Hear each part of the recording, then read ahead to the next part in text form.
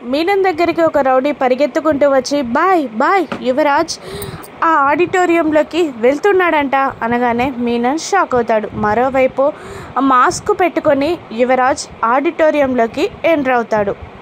Yuvraj ఆడిటోరియంలోకి enter అవ్వగానే JD కేడి ఇద్దరు యువరాజ్ వైపు గన్స్ గురి పెడతాడు. ఎవరు నువ్వు అని జేడి అడుగుతుండగా అప్పుడే నిషి జేడి వాడే డ్రైవర్ని చంపేసింది వాడే, సుందరం సార్ని బెదిరించింది కూడా వీడిని చంపే జేడి అని నిషి అంటూ ఉంటుంది. యువరాజ్ ఆ మాటలకి కాస్త బాధపడుతూ ఉంటాడు.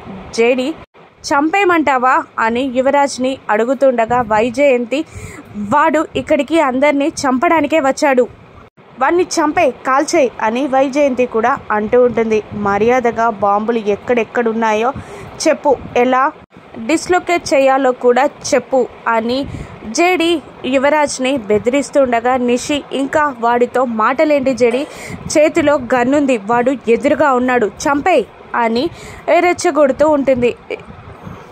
అప్పుడు జేడి నువ్వెవరో నాకు తెలుసు, మర్యాదగా బాంబులు ఎలా రిమూవ్ చేయాలో చెప్తావా, షూట్ చేయమంటావా, మాస్క్ తీ అని జేడి అంటూ ఉండగా మాస్క్ తీయబోతూ ఉంటాడు యువరాజ్. ఇక యువరాజ్ మాస్క్ తీస్తాడా, యువరాజ్ నిజస్వరూపం బయటపడుతుందా, బాంబులు ఎలా రిమూవ్ చేయాలో యువరాజ్ చెప్తాడా, మీనన్ ప్లాన్ ఫెయిల్ అయినట్టేనా, రాను ఎపిసోడ్స్లో చూద్దాం. Thank you for watching.